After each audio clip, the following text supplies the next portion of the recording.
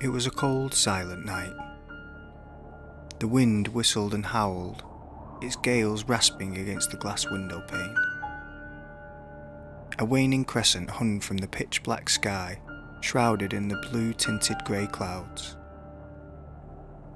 I stared through the telescope, my mind full of wonders as my gaze met with the moon. Dormont was such a pretty village at night. Within my room, posters and photographs were affixed to the walls, displaying constellations, galaxies, skies, suns, moons and stars, all of which were my passion. From the ceiling, a solar system sent light flowing into my room. Peter. A sound, a low grumble. It opposed the usual night sounds of Dormont, of which usually consisted of cricket songs and rustling tree branches. And then I realised the sound must have belonged to Mother's voice, coming up to check on me. I leapt into my bedsheets, switching off the lights in such a quick sequence I had forgotten I had even done so. Mother would kill me if she caught me awake at this time of night again. Pumpkin eater. Footsteps. The grumble I had heard earlier sounded once again, except this time I could interpret them as faint words. Was Mother talking to someone? But who? We were the only ones who were home since Father was at work, as far as I knew. Lightning flashed. It sent light flooding into my room, lighting up my reflection in the mirror opposite me and my bed. Had a wife but couldn't keep her. The sound grew louder. No, closer. A screeching sound caused my eardrums to throb in pain. It was so loud it was unbearable. It was as if metal was being dragged across the floorboards, coming closer and closer. Closer and closer. By now, I had begun to call out, "Mother, is that you?" But my voice was overcome by the metallic screeches. He put her in a pumpkin shell. Now, it was clear to me someone was singing a melody of some sort. It was too masculine and low-pitched to be my mother's voice. Though, who else could it be? Paranoia ached through my bones, dreading the thought of a stranger inside my own home. The screeching got louder. My heart beat furiously against my chest, as if trying to escape the girl that held it prisoner. Each of my breaths was shaky, whilst every part of my body trembled in uttermost fear.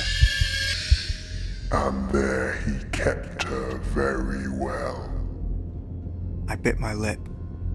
For some reason, I couldn't convince myself everything was okay. I couldn't convince myself that it was anything but danger. I couldn't function. I was too afraid of what was behind the door, of what was singing this eerie symphony. Another flash of lightning sent shivers down my spine, lighting up the mirror across the room.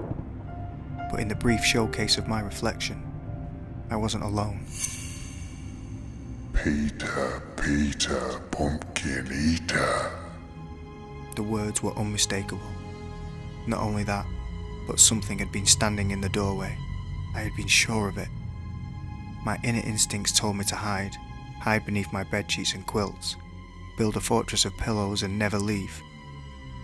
But I was frozen. Frozen still in the unnerving, uncomfortable position that I always tried to avoid sleeping in. The sound of multiple throbbing heartbeats echoed constantly in my mind, always there. Slam. The sound of my window shutting. Had another and didn't love her. My stomach twisted and turned inside my body as each word entered my ears. At this moment, I leapt out of my bed, shuffling to the corner of the room. I clung onto my teddy bear tightly and began to cry, as any 14-year-old would do. "Father, if you're playing a trick on me, I swear," I yelled, my voice cracking and shattering as it left my throat, interrupting myself. An unveiling silence gave me time to lift the tears shrouding my sight, and then I saw a shadowy figure, standing still in the darkness. Lightning lit the yellowish white silhouette of a toothy grin. Up the chimney he did shove her.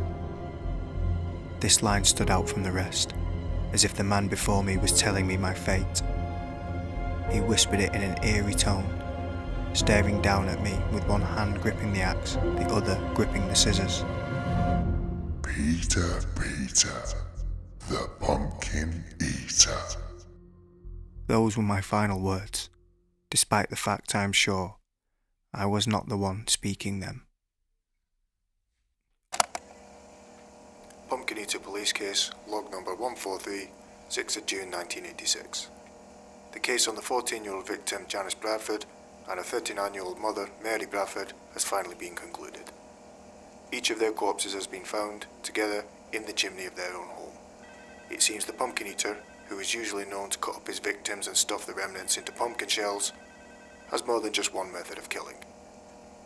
This time, it seems the two corpses were tormented with a sharp unidentified object as their eyes were gouged out, along with the daughter's tongue. Then, the two must have been forcefully shoved up the compact chimney and secured with barbed wire, perhaps even still alive, for it would seem they both suffocated on soot before dying of blood loss. The idea of them being alive has been sparked from multiple scratches, seeming to have originated from human nails in the insides of the chimney. Both victims had multiple uneven broken nails to support this theory. No clues were left behind for us to know who the killer was. It may not even be the Pumpkin Eater, but it seems to be too similar a case to not relate somehow.